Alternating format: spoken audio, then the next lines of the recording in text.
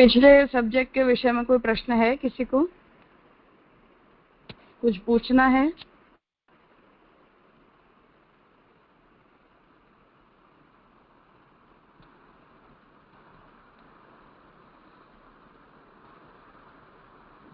हाँ जय श्रवण।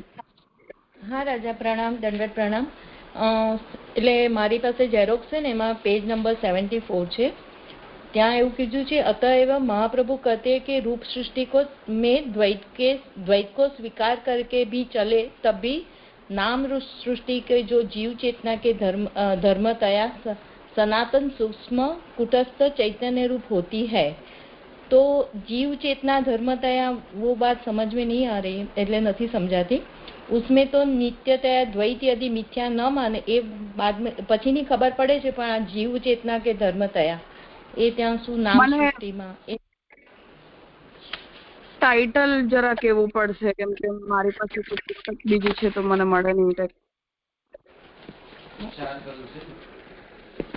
હા, ઓલા જે 4 તલ છે ને એમાં તૃતીય તલમાં છે, તૃતીય તલ બ્રહ્મ સાક્ષાત્કારો તૃતીય તલમાં એ પેરેગ્રાફમાં છે, છેલ્લે એના બીજા પેજ ઉપર છે. 74 પેજ છે મારી પાસે છે.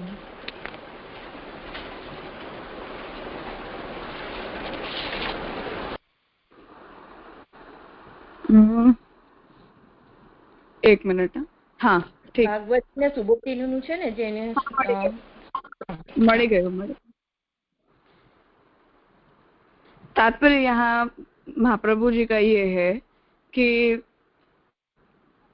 द्वैत और अद्वैत ये 2 प्रकार की बुद्धि होती हैं हमारी, जिनमें लीलात्मक जितने भी रूप सृष्टिगत द्वैत हैं उनमें हमारी घिरी हुई बुद्धि जिन नाम रूप कर्मों के परस्पर विरोधाभासों में स्वरूप का ऐक्य नहीं खोज पाती, वो भी सभी विरोधाभास ब्रह्म साक्षात्कार के बाद हमारी बुद्धि को भ्रमित नहीं करते हैं. तो अभी हमें बौद्धिक रूप से ये पता है कि जगत में जितने भी नाम रूप कर्म होते हैं वो ब्रह्मात्मक होने के कारण परस्पर एक दूसरे से भिन्न भिन्न नहीं होते हैं, ये सब के सब वस्तुतः एक हैं. परंतु हमारा व्यवहार ऐसा नहीं हो पाता है. हम व्यवहार में जो है वो इन सभी को अलग अलग मानकर ही चलते हैं, और कभी कभी हमारी बुद्धि और हमारा अनुभव ये दोनों एक दूसरे से टकराते हैं, क्योंकि उनमें एक रूपता नहीं होती है. तो परंतु जब हमें ब्रह्म साक्षात्कार हो जाता है तब ये विरोधाभास हमारी अनुभूति का और हमारे शब्द ज्ञान का वो हमारी बुद्धि को भ्रमित नहीं कर पाता है, क्योंकि हमें वो ज्ञान साक्षात्कारी हो जाता है. इसलिए महाप्रभु जी ये समझाना चाहते हैं कि जो रूप सृष्टि है उसके अंदर यदि हम द्वैत को स्वीकार कर चलते भी हैं तो भी जो नाम सृष्टि भगवान के द्वारा उत्पन्न की गई है, जो जीव चेतना के धर्मतया सनातन सूक्ष्म कूटस्थ चैतन्य रूपा होती है, क्योंकि हमारे अंदर जो चैतन्य है, जो जीवात्मा का मूल धर्म है, वो नाम सृष्टि के साथ आता है. उसमें तो नियततया द्वैत यदि मिथ्या हम न माने तो वैलक्षण्य प्रकट नहीं होगा. तब हम जो है वो इसे अलग एक दूसरे से समझ ही नहीं पाएंगे. इसलिए द्वैत को मिथ्या मानने पर रूप सृष्टि का जो बोध है वो नाम सृष्टि के आधार पर शक्य नहीं रह जाएगा.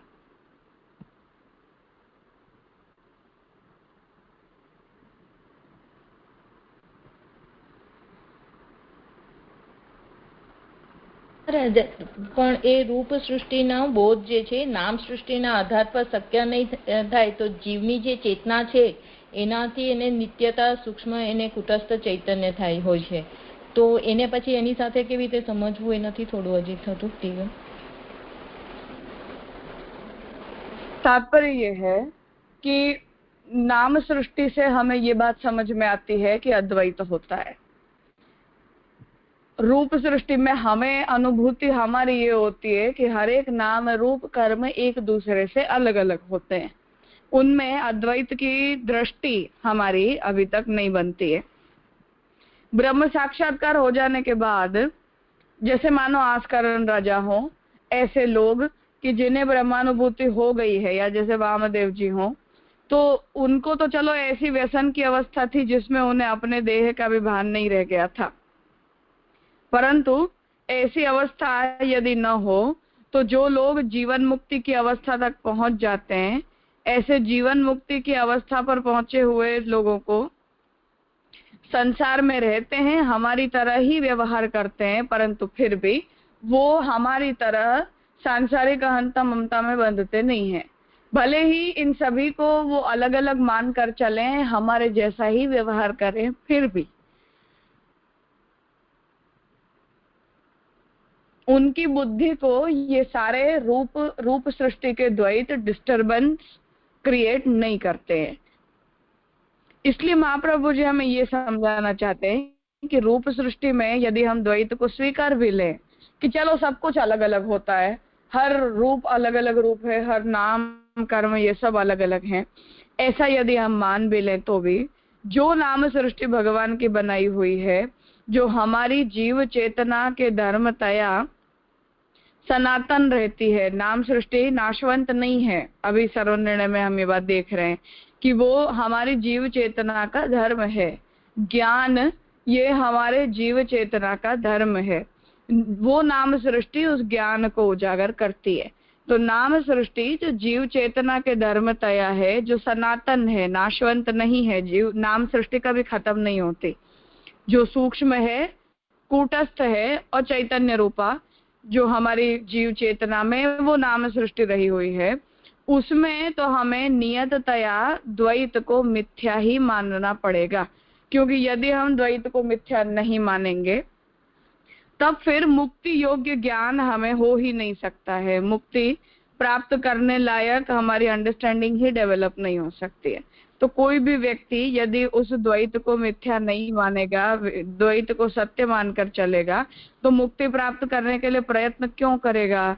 इस संसार को छोड़कर जन्म मृत्यु के चक्र से बाहर निकलने की इच्छा उसे क्यों होगी? या जीवात्मा जो है वो मुझे मेरे शरीर, ये सब शरीर इंद्रिय प्राण ये सब बंधनकारी हैं, नाशवंत हैं, उन्हें हमें छोड़ देने चाहिए, ऐसा बोध ही यदि नहीं होगा तो मुक्ति का पूरा कंसेप्ट कैंसिल हो जाएगा। इसलिए महाप्रभु जी आज्ञा कर रहे हैं कि नियततया द्वैत को हमें यदि हम मिथ्या नहीं मानेंगे तो फिर जीव में और शरीर के अंदर के भेद में वैलक्षण्य प्रकट नहीं होगा। और द्वैत को यदि सर्वथा मिथ्या मान लिया जाए तो रूप सृष्टि की अंडरस्टैंडिंग नाम सृष्टि के आधार पर शक्य नहीं रह जाएगी। फिर शंकराचार्य जी की तरह होगा कि शास्त्र तो ये कहता है कि ये सब कुछ मिथ्या होते हैं, पर हमें तो वस्तुतः इन सब की हमारे आसपास अनुभूति होती है, तो हम इन्हें मिथ्या कैसे मान लें? ऐसे। हाँ राजा, एकदम सरस क्लियर थी। प्रणाम राजा।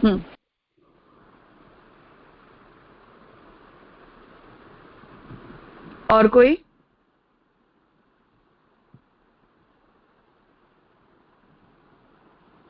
आज चौथे पॉइंट से करना है क्या? हाँ राजा, चौथे पॉइंट से करना। हाँ बस गुजराती करवानुं छे राजा। ओह हाँ, सॉरी। हाँ, तो છેલ્લા સેશનમાં આપણે એ વાતને સમજ્યા કે શ્યામુ કાકાજીએ એ આજ્ઞા કરી કે નિગમ અને આગમ શાસ્ત્રોના પ્રામાણ્યની આપણે ચર્ચા કરીએ છીએ, પરંતુ એ પ્રમાણ વ્યવસ્થા આપણે ત્યાં એકરૂપતાથી નથી બતાવેલી, પરંતુ ચાર અવસ્થાઓમાં અલગ અલગ બતાવેલી છે। તો જે સમયે આપણને શાસ્ત્રનું સામાન્ય જ્ઞાન હોય अथवा शास्त्रना स्वरूपने सारी रीते न समझता होईए एवा उपदेश कालमां शास्त्रना तात्पर्यने जाणती वखते शास्त्रना प्रामाण्यनुं एक अलग लेवल होय छे, जेमां महाप्रभुजीए वेद, गीता, भागवत अने ब्रह्मसूत्रनी परस्पर उत्तरोत्तर संगतिथी ज्ञान प्राप्त करवा माटे आज्ञा करी। द्वितीय अवस्था तात्पर्य समझी लीधा पछीनी छे। જ્યારે આ ચારે ગ્રંથોની એક વાક્યતા આપણને સમજાઈ જાય કે આ ચારે ગ્રંથોનો અર્થ જ્યારે આપણને સ્પષ્ટ થઈ જાય એ સમયે આપણે કેવી રીતે આ શાસ્ત્રોના પ્રામાણ્યને સ્વીકારવું જોઈએ એ વિષયમાં જ મહાપ્રભુજીએ આજ્ઞા કરી કે અવસ્થા એવી છે કે જેમાં રામાયણ, મહાભારત, સ્મૃતિ વગેરે જેટલા પણ વૈદિક ધર્મશાસ્ત્રની જેટલી પણ બ્રાન્ચીસ છે, તંત્ર, પુરાણ વગેરે, એ બધામાં જ એક જ અર્થને ગોતતા આપણને આવડી જાય છે. અને એ બધાના નિર્ણય તરીકે જે રીતે જ મહાપ્રભુજી આજ્ઞા કરી રહ્યા છે કે રામાયણ, મહાભારત, પંચરાત્ર વગેરે આ બધા જ ગ્રંથો એ જ અર્થને કહેવા માંગે છે કે જે અર્થ વેદ, ગીતા અને ભાગવતમાં કહેવાયેલું છે. તો ત્યાં મહાપ્રભુજી પોતાના મતને જે રીતે દ્રઢ કર્યું એને મહાપ્રભુજી એક ચેકિંગ પોઈન્ટ તરીકે આપણને બતાવી રહ્યા છે કે યદિ તમને ગીતા, ભાગવત, વેદ અને બ્રહ્મસૂત્રનો અર્થ સમજાયું છે તો આ બધા જ શાસ્ત્રોમાંથી તમને એ જ અર્થ સમજાવવો જોઈએ. અને જો આ બધા શાસ્ત્રોની સંગતિથી તમે એ જ અર્થને ડેવલપ કરી શકો છો તો એનો અર્થ એ છે કે તમને તત્વ નિર્ણય યોગ્ય થયું છે. અને જો આ શાસ્ત્રોમાં બતાવેલો અર્થ તમને વેદ, ગીતા, ભાગવત અને બ્રહ્મસૂત્રથી અલગ કે ભિન્ન કંઈક સમજાતું હોય તો એનો અર્થ એ છે કે તત્વને તમે સારી રીતે સમજી નથી શક્યા. તૃતીય તલ બતાવ્યું બ્રહ્મ સાક્ષાત્કાર થયા પછીનો, કે જ્યારે બ્રહ્મની અનુભૂતિ થઈ જાય, જે શબ્દ જ્ઞાન પ્રાપ્ત કર્યું છે એ શબ્દ જ્ઞાન જ્યારે અનુભૂતિ પરક બની જાય એના પછી શબ્દ માત્ર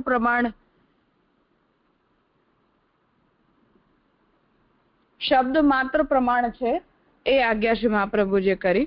અને હવે જે ચોથું જે આજે આપણને કરવાનું છે એ ભગવદ અવતારકાલીન ચતુર્થ તલ, કે જે સમયે ભગવાન પ્રકટ થઈ જાય છે આપણી સન્મુખ પૃથ્વી ઉપર, એ સમયની પ્રમાણ વ્યવસ્થા કયા પ્રકારની છે એને સમજાવી રહ્યા છે કે परब्रह्म परमात्मा भगवान पुरुषोत्तम के भूतल पर अवतार काल में उस परम तत्व को उसके मूल रूप में जान या पहचान पाने की सारी प्रमाण व्यवस्था उलट पलट हो जाती है. જ્યારે ભગવાન સ્વયં ભૂતલ ઉપર અવતરિત થઈ જાય એ સમયે પરમ તત્વને જાણવા માટે કે ભગવાનના મૂળ સ્વરૂપને જાણવા સમજવા માટે જે શાસ્ત્રની વ્યવસ્થા બનાવવામાં આવી છે એ બધા શાસ્ત્રની વ્યવસ્થા અને એના દ્વારા પ્રાપ્ત કરવાનું જ્ઞાનની વ્યવસ્થા એ બધી બદલાઈ જાય છે. कहा जाता है वह परमात्मा अजायमान होने पर भी बहुधा जन्म ग्रहण करता रहता है. इसका रहस्य परंतु कोई विरला धीर पुरुष ही जान पाता है. अज अव्ययात्मा प्राणियों का ईश्वर होने पर भी मैं अपनी प्रकृति में अधिष्ठित होकर आत्मशक्ति द्वारा प्रकट होता रहता हूँ. तो વેદની અંદર અને ગીતાજી બંનેમાં એ વાત કહેવાય છે કે વસ્તુતઃ તો ભગવાન જન્મ મૃત્યુથી પર છે, કેમ કે ભગવાનની સત્તા અનંત અને સર્વકાલીન સત્તા છે. તો ભગવાનની જે સત્તા છે એ ક્યારે પણ બદલાતી નથી, એ પારમાર્થિકી છે.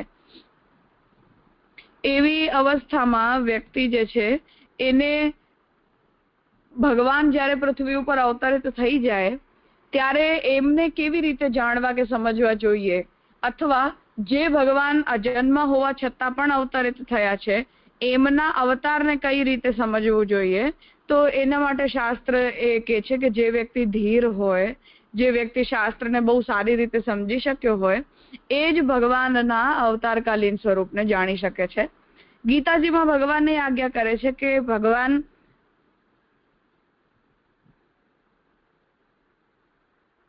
સામાન્ય બધા જ જીવોનો જન્મ પ્રકૃતિ દ્વારા થાય છે, પ્રકૃતિના સંબંધથી થાય છે. પણ ભગવાન પ્રકૃતિમાં અધિષ્ઠિત થઈને, એટલે પ્રકૃતિથી બંધાઈને નહીં, પરંતુ છતાં પણ પ્રકૃતિ ભગવાનની પોતાની શક્તિ છે, એટલે એ જ શક્તિના ઉપયોગ દ્વારા, આત્મશક્તિ દ્વારા ભગવાન प्रकट થતા रहे छे. अतएव महाप्रभु कहते हैं ज्ञान और भक्ति के प्रतिपादक शास्त्र भगवान के यथार्थ बोध या साक्षात्कार के हेतु होते हैं. भगवत स्वरूप स्वयं भी ऐसे ही स्वयं के यथार्थ बोध का कभी हेतु बन जाता है, क्योंकि ज्ञान या भक्ति का प्रयोजन तो भगवान को प्रकट करना होता है. परंतु भगवान स्वेच्छया कभी किन्हीं के समक्ष प्रकट हो जाएं तो फिर ज्ञान भक्ति अकिंचित कर बन जाते हैं, उनके प्रतिपादक शास्त्रों की तरह. મહાપ્રભુજી આજ્ઞા કરે છે કે જ્ઞાન અને ભક્તિ આ બંનેનું પ્રતિપાદન કરનારા જે શાસ્ત્ર છે એ જ આપણને ભગવાનના સ્વરૂપનો પણ બોધ કરાવે છે. ભગવત સ્વરૂપ પોતે પણ આવી જ રીતે પોતાના યથાર્થ સ્વરૂપના બોધ માટે હેતુ બની જાય છે કે જે રીતે અર્જુન જે છે એમણે બધા જ શાસ્ત્રોનું અધ્યયન પઠન કરેલું છતાં પણ એમણે ભગવાનને વિનંતી કરી કે આપે જે રૂપનું વર્ણન કર્યું એ રૂપ મને દેખાડો.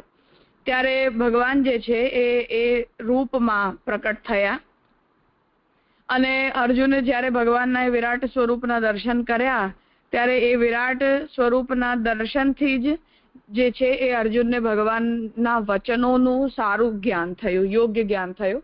અન્યથા વર્બલી પોતાના કાનોથી એમણે જેટલું સાંભળ્યું હતું એટલા માત્રથી એ ભગવત સ્વરૂપને ન સમજી શક્યા. તો એને મહાપ્રભુ જે સમજાવી રહ્યા છે કે એમ તો શાસ્ત્ર જ ભગવાનના સ્વરૂપનો બોધ કરાવવા માટે હેતુ હોય છે, પરંતુ ક્યારે ક્યારે ભગવાનનું સ્વરૂપ પોતે પણ પોતાના સ્વરૂપનું બોધ करावવાનું कारण बने છે.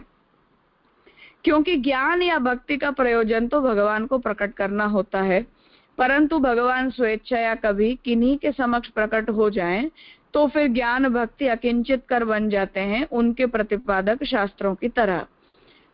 पर एम तो જ્યારે જ્ઞાન સંપન્ન કોઈ વ્યક્તિ થાય કે જ્યારે કોઈ વ્યક્તિ ભક્તિ સંપન્ન થાય ત્યારે જ ભગવાન એની સન્મુખ પ્રકટ થાય છે એની જ્ઞાન અને એની ભક્તિથી પ્રસન્ન થઈને. પરંતુ ક્યારે ક્યારે ભગવાનની એવી ઈચ્છા થાય કે જ્ઞાન અને ભક્તિ વિના પણ હું વિશેષ કૃપા કરવા માટે આ વ્યક્તિની સન્મુખ પ્રકટ થઈ જાઉં. તો જો ભગવાન એની સન્મુખ પ્રકટ થઈ જ જાય તો પછી ન તો જ્ઞાન અને ભક્તિની એવા ભગવાનના પ્રમેય બલથી થનાર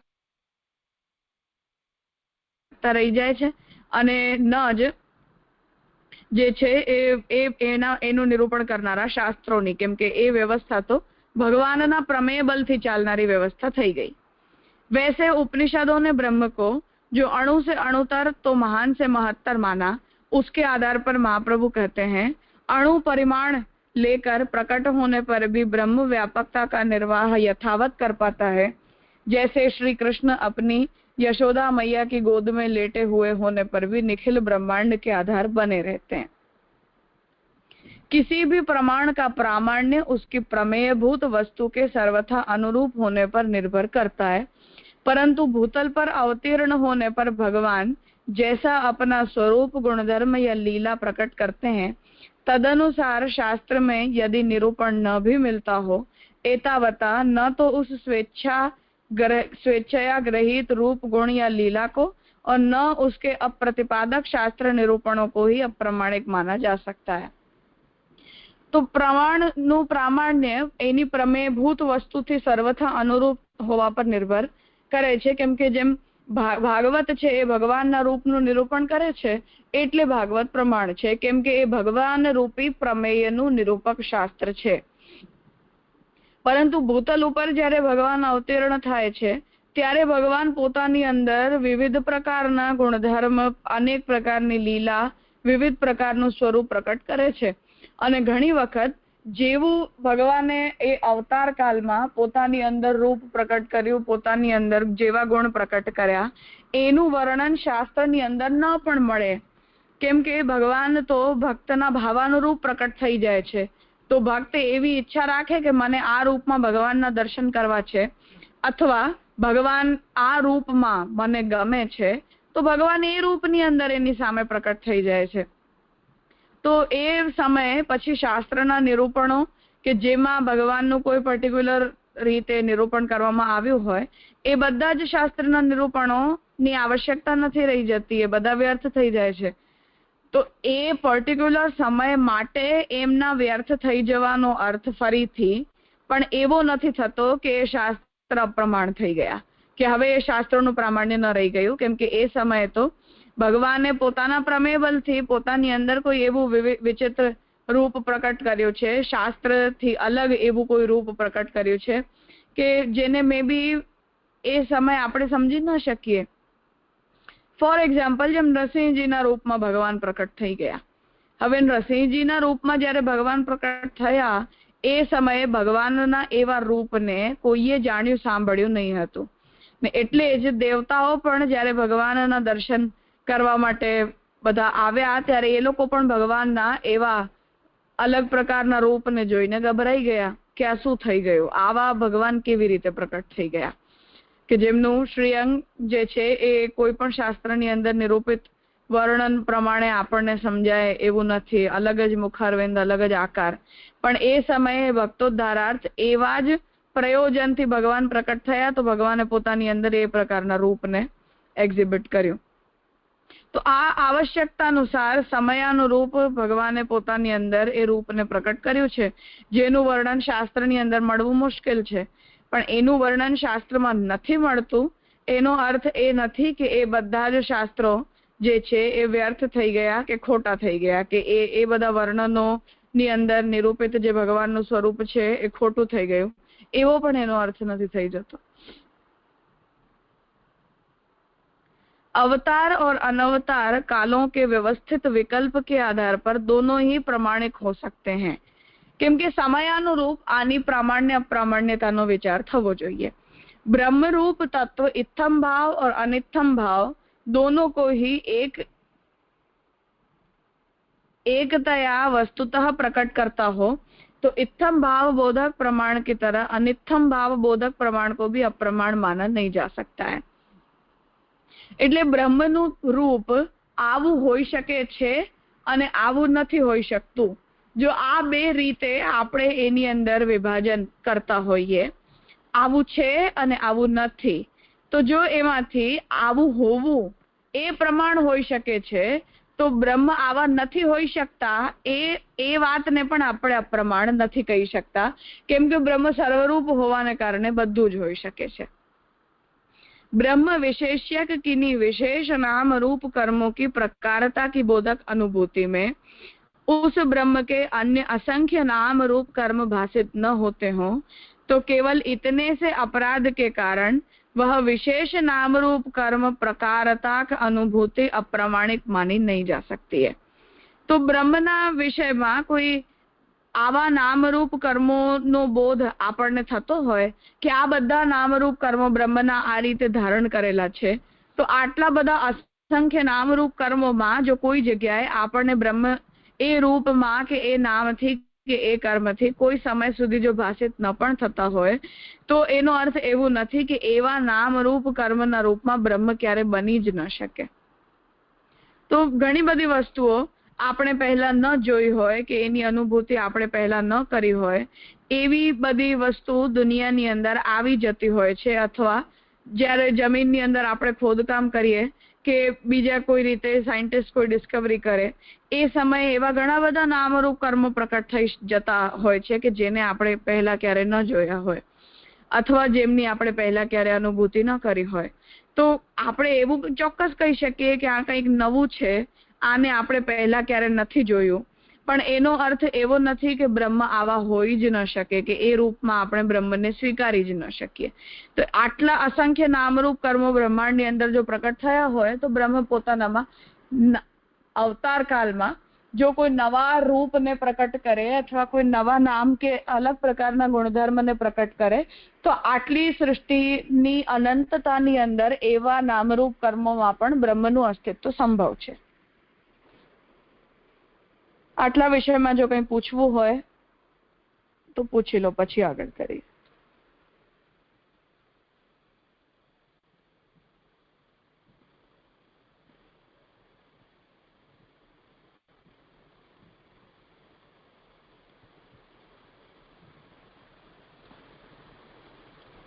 ठीक है.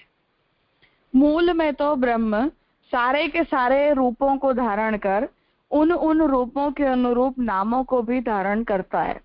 इस वचन के अनुसार तत्त उदाहरण में तत्त नाम रूप कर्म ही प्रकट करता होने से हमारे प्रमाणों के प्रामाण्य के सारे निकष ब्रह्मरूप तत्व के निरूपण में तुच्छ सिद्ध हो जाते हैं. तो બધા જ રૂપોને ભગવાન ધારણ કરે છે અને એ રૂપોના અનુરૂપ નામોને પણ ધારણ કરે છે. આ વચન અનુસાર બ્રહ્માંડની અંદર અનંત રૂપો છે અને એ અનંત રૂપોને જાણવા માટેના અનંત નામ છે જે બ્રહ્મે ધારણ કરેલા છે. એના કારણે આપણા જેટલા પણ પ્રમાણો અને એના દ્વારા થતું પ્રામાણ્ય ના જેટલા પણ પેરામીટર્સ છે એ બ્રહ્મની આટલી અનંતતાને સમાવી શકવાના નથી. अतएव भगवान के स्वतः अवतीर्ण होने के समय महाप्रभु यहाँ तक निसंकोच घोषित कर देते हैं कि शास्त्रीय प्रमाण, प्रमेय, साधन और फल चारों ही अवतार काल में अन्यथोपपन्न भी हो सकते हैं। तो ભગવાને બધી જ શાસ્ત્રીય મર્યાદાઓને તોડી દે, ભગવાન એ વ્યવસ્થાનુરૂપ કાર્ય ન કરે, અથવા ભગવાન જે છે એ આ બધી જ વ્યવસ્થાના વિપરીત કાર્ય કરવા લાગી જાય કે શાસ્ત્રમાં જેવું કહ્યું હોય કે ન કહ્યું હોય એનાથી અલગ જ પોતાની અંદર કોઈ ગુણધર્મોને પ્રકટ કરવા લાગી જાય, એવું સહજ સંભવ છે। એટલે આ બધા જ એ સમયે ભગવાનના અવતાર કાલના સમયે બધું જ વ્યર્થ થઈ જાય છે, અનુપપન્ન થઈ જાય છે। यथा अवतार काल में भगवान के नवजात बाल रूप और बाल लीला का भास यदि शास्त्र निरूपित भगवान के आज सनातन रूप की तुलना में अज्ञान या अन्यथा ज्ञान लगता हो, तो उस लीला काल में धारित रूप की तुलना में उस लीला काल में धारित रूप की प्रमिति शास्त्र दृष्टया अज्ञान या अन्यथा ज्ञान रूपिणी होने पर भी लीला विहारी भगवान के यथार्थ स्वरूप की ही अवबोधिका बन जाती है। तो जेम यशोदाजी ने त्या भगवान बालकना रूपમાં બિરાજ્યા વ્રજમાં અને ત્યાં બિરાજીને ભગવાને બાલ સહજ એવી ઘણી બધી ક્રિયાઓ કરી કે જે બ્રહ્મના રૂપને અનુરૂપ આપણને ન લાગે। कि ठाकुरजी चोरी करवा गया, ठाकुरजी खोटू बोल्या, प्रभुने जाने कोई वातनु ज्ञान ज न होय एवं प्रभुए पोतानी अंदर प्रकट कर्युं। आ बधी वातो ब्रह्मना स्वरूपने अनुरूप नथी लागती, अथवा शास्त्र जेने अज कही रह्या छे, अनंत कही रह्या छे एने अनुरूप पण आपणने ए नथी लागतुं।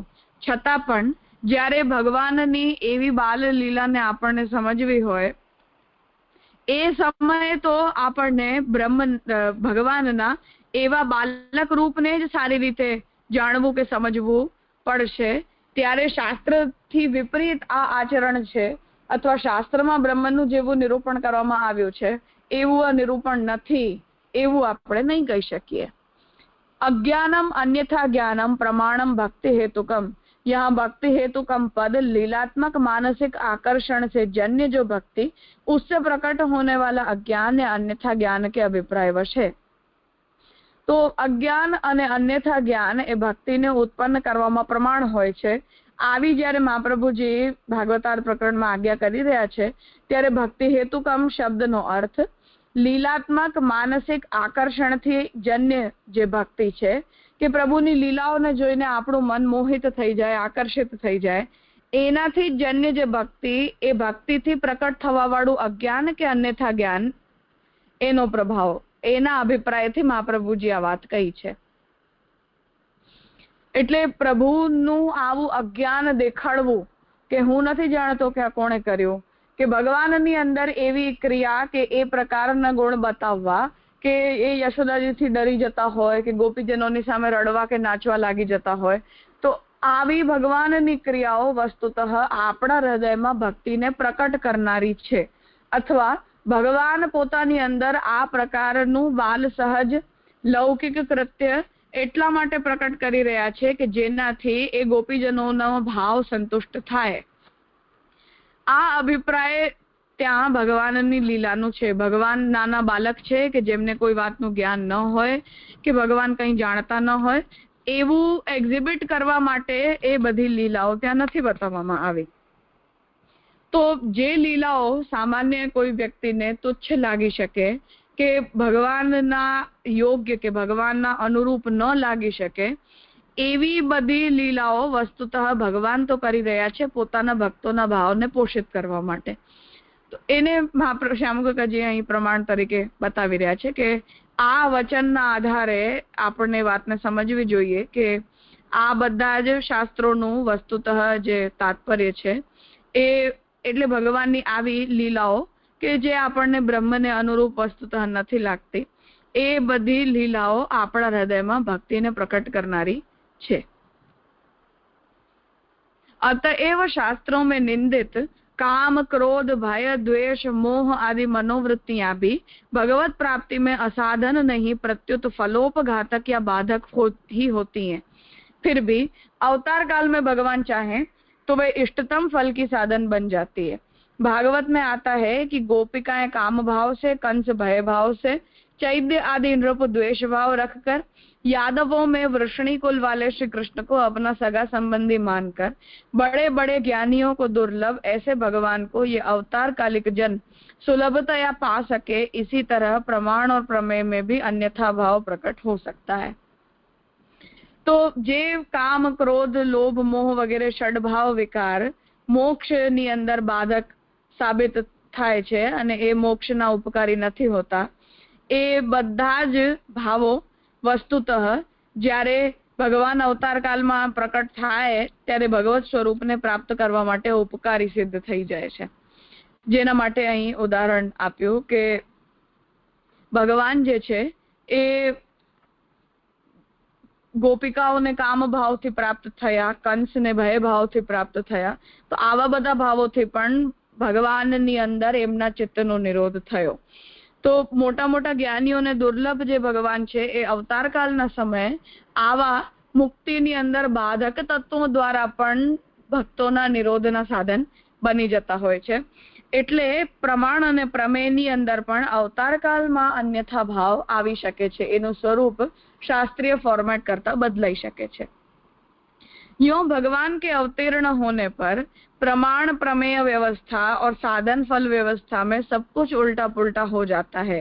यह बात परंतु अवतार काल में लागू नहीं की जा सकती, अनवतार काल में लागू नहीं की जा सकती। इस तरह श्रौत शास्त्रों की प्रामाण्य व्यवस्था में उत्सर्ग और अपवाद रूपी चारों तलों के विमर्श के बाद अब सुखेन पांचरात्र आदि आगम शास्त्रों के स्वरूप प्रामाण्य और एक वाक्यता के विमर्श हेतु अग्रसर हुआ जा सकता है। तो ओवरऑल तात्पर्य એ છે કે આપણે ત્યાં આ બધા જ શાસ્ત્રોની પ્રમાણ વ્યવસ્થા સમય સમય ઉપર અલગ અલગ બતાવવામાં આવી છે અને જે જે સમયે જે વ્યક્તિની જેવી પણ અવસ્થા હોય એ અવસ્થા પ્રમાણે આ શાસ્ત્રો ના તાત્પર્યને અને આ શાસ્ત્રોની વ્યવસ્થાને જાણવું જોઈએ। કઈ પૂછવું છે કોઈને?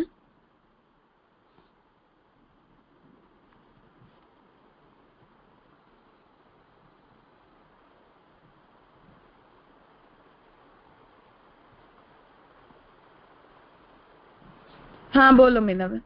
हाँ जी राजा, दंडवत प्रणाम। આમાં શાસ્ત્રની આપણને તો અન્યથા જ્ઞાન એટલે આજે ભગવત સ્વરૂપ આપણને જ્યારે સાક્ષાત્કાર દેખાય તે વખતે આપણને જે શાસ્ત્રનું અન્યથા જ્ઞાન તો ન થાય એ તો બરાબર છે, પણ ભક્તિ પણ અન્યથા જ્ઞાન રૂપી થાય એવું બને? ભક્તિમાં ક્ષતિ આવે? ભક્તિમાં તો ક્ષતિ ના આવે, અન્યથા જ્ઞાનને કારણે ના। આપણે જયારે નૃસિંહજીનું સ્વરૂપ જોઈએ તો પ્રભુની આપણને મહાત્મય જ્ઞાન થાય, પણ એ રૂપ જોઈને આપણને ભક્તિ તો ન થાય ને? નરસિંહજીની સેવા કરવા વાળા, નરસિંહજીની પૂજા કરવા વાળા ભારતમાં ઘણા બધા લોકો છે। દક્ષિણમાં તો એની જૂની પરંપરા છે નરસિંહજીના પૂજનની। તો જે પણ લોકો નરસિંહજીનું સેવન કરે છે એમને તો એ રૂપથી પ્રેમ છે તો જ કરે છે ને, એ રૂપ એમને સુંદર લાગે છે એટલે જ કરે છે ને। રાજા, મને એવું સમજાય છે કે કદાચ મહાત્મય જ્ઞાનને લીધે પણ થઈ શકતું હોય, કારણ કે ભયથી પણ ઘણા ભક્તિ કરતા હોય છે ને। આમાં પ્રેમ ઉપજે એવું સ્વરૂપ તો નથી જ ને? એવો નિયમ આપણે ન બનાવી શકીએ।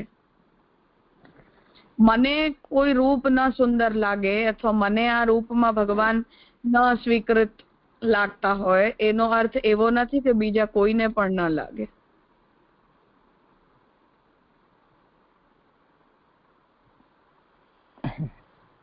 જી રાજા, મને એવું સમજાઈ રહ્યું છે કે અમુક સ્વરૂપ પ્રભુના એવા હોય કે આપણને ભય જ ઉપજાવતા હોય, સ્નેહ ન ઉપજાવી શકે। જેમ આપણે બાલ રૂપની સેવા કરીએ છીએ આપણને એ રૂપથી પ્રેમ છે અને આપણને એ રૂપ પ્રેમ રૂપ લાગે છે કે એ રૂપથી આપણને આકર્ષણ થાય, એ રૂપથી પ્રેમ કરવાનું આપણને મન થાય કે એમની સેવા કરવાનું આપણને મન થાય. પણ જે લોકો બીજા લોકોને કોઈને આપણે એવું કહીએ કે અમે આવા બાલ રૂપની સેવા કરીએ છીએ તો એમના મનમાં તો એવું જ આવતું હોય છે કે આ તો કેટલું બચ્ચા જેવી ઠાકોરજીની હરકતો છે, તો આવા રૂપની તો ઉપાસના કેવી રીતે થઈ શકે? એમને એ મહાત્મ્યજનક જ નથી લાગતું. હા રાજા, હું એમ જ કહેવા માંગુ છું કે આમાં સ્નેહ અને મહાત્મ્યમાં ફરક ભક્તિમાં આવી જાય ને. પણ તમને આપણે જે બાલ રૂપમાં સેવા કરીએ છીએ એમાં જ મહાત્મ્ય જ્ઞાન અને પ્રેમ બંને છે કે નહીં? એટલે બાળ સ્વરૂપમાં લાગે છે, પણ શ્રીજી સ્વરૂપ કે એવું બધું અમુક મત્સ્ય અવતાર કે વરાહ અવતાર કે એ બધામાં પણ હું એ જ કહું છું ઉત્પન્ન થાય એવું નથી લાગતું. જેમ તમને બાલ રૂપમાં એવું લાગે છે એવું બીજાઓને બાલ રૂપના વિષયમાં ઊંધું પણ લાગે છે કે આમની ઉપાસના કેવી રીતે થઈ શકે, આ તો ફની ઠાકોરજીનું બિહેવિયર છે, નાના બચ્ચા જેવું છે, આ ઉપાસના યોગ્ય કેવી રીતે હોઈ શકે? ઘણા લોકોને બાલ રૂપના વિષયમાં એવી જ બુદ્ધિ હોય છે, તો એમને એ રીતે સેવા કરવી કે એ રૂપની ઉપાસના કરવી એમને યોગ્ય નથી લાગતી. એમના માટે ચતુર્ભુજ નારાયણ હોય કે જે એકદમ મહાત્મ્યશાલી જ એક્ઝિબિટ થતા હોય એ જ રૂપની સેવા કરવી એમને ગમતી હોય છે. તો મારા ભાવમાં ને એમના ભાવમાં જેમ અહીં ફેરબદલ હોઈ શકે એવું અન્ય રૂપોના વિષયમાં પણ તો હોઈ શકે ને. જી રાજા.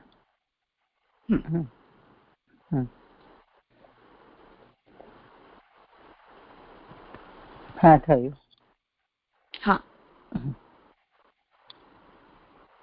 હા સ્વાતિબેન. દંડવત પ્રણામ રાજા. રાજા પેજ 89 ઉપર નીચેથી 12મી લાઈન છે ને, अतएव भगवान के स्वतो अवतीर्ण होने के समय महाप्रभु जी नाटक, એ 3 લાઈન મને નથી એટલી ક્લિયર થતી.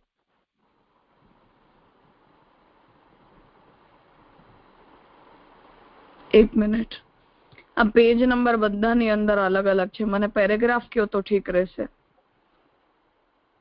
ઓકે ઓકે, આ જે ચોથું પેરેગ્રાફ તો ધ હોલ પેરેગ્રાફ જ્યાંથી આપણે સ્ટાર્ટ કર્યું ને એના એન્ડ ઉપર જે ભક્તિ હેતુકમ છે ને એના ઉપરની line, I mean full stop વાળી ત્યાંથી શરૂ થાય છે.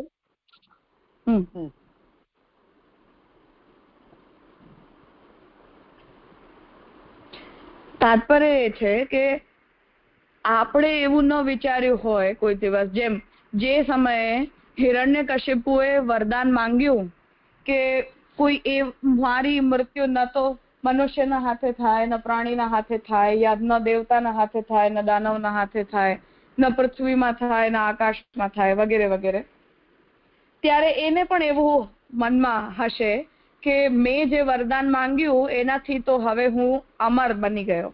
આ વરદાનનો તો કોઈ તોડ હોઈ જ ન શકે, કેમ કે એણે તો અમર બનવા માટે જે વરદાન માંગ્યું હતું, મરવા માટે તો માંગ્યું નતું. હવે એના વરદાનને ન તો ભગવાન ખોટું કરવા માંગે છે કેમ કે બ્રહ્માજીએ આપેલું છે, તો જો ભગવાનમાં સામર્થ્ય છે કે આ બધાથી અતિરિક્ત પણ એને મારે અને બ્રહ્માજીના વરદાનને ખોટું સાબિત કરી દે, પણ ન તો ભગવાનને એવું કરવું છે અને છતાં પણ હિરણ્યકશિપુને મારવું છે. તો ભગવાને બિટવીન ધ લાઇન્સ એ બધી જ કન્સિક્વન્સીસ ઊભી કરી દીધી કે જેમાં આનું વરદાન પણ રહી ગયું અને હિરણ્યકશિપુની મૃત્યુ પણ થઈ ગઈ, અને એટલે જ ભગવાન આવા રૂપમાં પ્રકટ થયા. જેમ માનો એવું વિચારો કે એણે એવું કીધું હતું કે ન તો દિવસમાં હું મરું ન રાતે મરું, તો સંધ્યા સમયે ભગવાન પ્રકટ થયા. પણ હિરણ્યકશિપુ અને પ્રહલાદજીની વચ્ચે આ કન્વર્ઝેશન કે થાંભલામાં ભગવાન હોય છે કે નથી હોતા, અને પછી હિરણ્યકશિપુનું ગદા મારવું અને ભગવાનનું એમાંથી પ્રકટ થવું, આ સાંજના જ સમય થાય એવું કઈ નિયત હતું કે આ જ સમયે એને પોતાના પુત્ર સાથે આ વાત કરી, પણ ભગવાને ઈચ્છ્યું, એની એવી બુદ્ધિ કરી એટલે એ સમયે આ બધી ચર્ચા થઈ. સંધ્યાકાલે ભગવાન પ્રકટ થયા, પાછા નૃસિંહ રૂપમાં પ્રકટ થયા. હવે આપણે તો ભાગવતજીની અંદર આ બધું વાંચ્યું છે, સમજ્યું છે, એના કારણે ચલો આપણે આ રૂપને સમજી લીધું કે આ રૂપને આપણે ભગવદ રૂપ તરીકે સ્વીકારી લીધું. પણ માનો એ સમયે હાજર જે લોકો છે જેમણે ભગવાનના એવા રૂપને જોયું, એમને તો એ રૂપમાં ભગવાન નહીં સમજાયા હોય કે આજ સુધી જેવું સાંભળ્યું નહીં, જેવું જોયું નહીં, એવું રૂપ આ ક્યાંથી આવી ગયું. પણ આવ્યું, ભગવાને એ રૂપમાં એ કાર્યને સંપન્ન કર્યું. તો મહાપ્રભુજી એ આજ્ઞા કરી રહ્યા છે કે બ્રહ્માંડમાં ઘણું બધું છે, એ બધા જ રૂપો ભગવાનના ધારણ કરેલા છે. તો જે સમયે ભગવાન જેવું ઈચ્છે એવું રૂપ પોતાની અંદર પ્રકટ કરવા માટે સ્વતંત્ર છે. એટલે માનો આપણે અત્યાર સુધી ઘણા બધા શાસ્ત્રોને જોયા છે. હવે કલ્કી અવતારનું પણ ભવિષ્યમાં આ અવતાર થશે ત્યારે કેવા ભગવાન દેખાશે એનું પણ વર્ણન ભાગવતે કરી દીધું છે. હજી સુધી તો કલ્કી અવતાર થયું નથી, પણ માનો જો ભાગવતમાં કલ્કી અવતારનું નિરૂપણ ન થયું હોય અને આપણે આ દેખતા દેખતા જો કલ્કી રૂપે ભગવાન પ્રકટ થઈ જાય તો ભગવાનના એવા રૂપને શું આપણે અચાનકથી ઓળખી શકશું કે આ ભગવાન છે, પરબ્રહ્મનું અવતરણ છે, એવું આપણને બોધ થઈ શકશે? ઘણી બધી વખત આપણને નથી પણ થતું. તો એવી રીતે અવતાર કાલના સમયે તો લોકો પણ સરપ્રાઇઝડ જ રહી જાય છે કે આ બધું શું થઈ ગયું. આપણે અનવતાર કાલમાં શાસ્ત્રોમાંથી અવતારનું ચરિત્ર એવા એઝમ્પશનની સાથે જ વાંચી રહ્યા છીએ કે ભગવાન જ આ રૂપમાં થયા છે, એટલે આપણને એ રૂપ તરત જ સ્વીકૃત લાગે છે.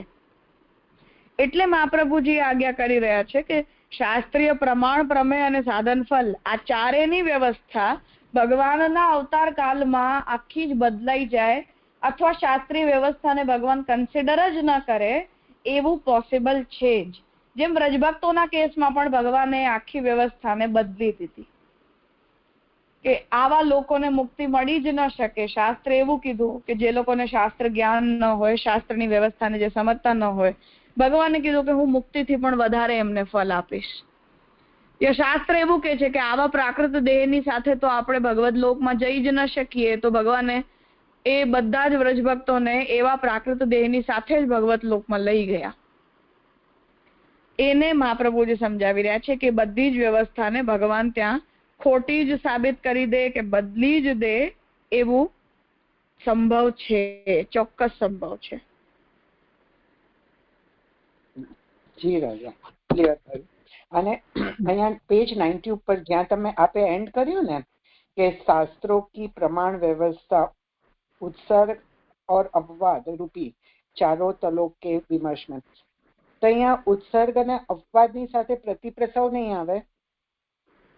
આવશે, જે પરિસ્થિતિમાં જેવું. હા, જેમ ભગવાને અર્જુનને એવું કીધું કે તું જઈને અને દેવતાઓની પાસેથી અસ્ત્ર શસ્ત્ર માંગી આવ, યા મહાભારતનું યુદ્ધ શરૂ થતા પહેલા તું દુર્ગાની પૂજા કર અને દુર્ગાની ઉપાસનાથી દુર્ગા દ્વારા યુદ્ધ કરવા માટે શક્તિ પ્રાપ્ત કર.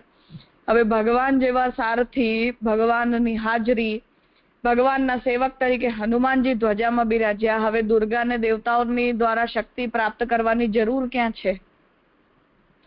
પણ ભગવાને એ સિદ્ધાંતને બદલી દીધું કે નહીં, આવું નહીં, મેં વ્યવસ્થા બનાવેલી છે તો તમે એને એઝ ઇટ ઇઝ ફોલો કરો. હું ઊભો છું એટલે તમે મારી પાસેથી માંગી લો એવું નહીં કરો. તો એ વ્યવસ્થાને ત્યાં ભગવાને બદલી દીધી એ રીતે. અને પાછું છેલ્લે 18મા અધ્યાયમાં એમના શરણમાં આવવાનું કે છે, એટલે પાછું એ પ્રતિપ્રસવ થઈ ગયો ને ત્યાં? હા, બિલકુલ. ઓકે ઓકે, જી રાજા, ક્લિયર. પ્રણામ રાજા.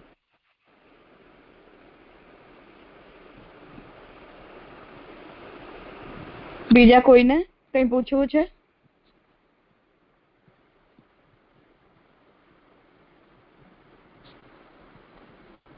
ઠીક છે.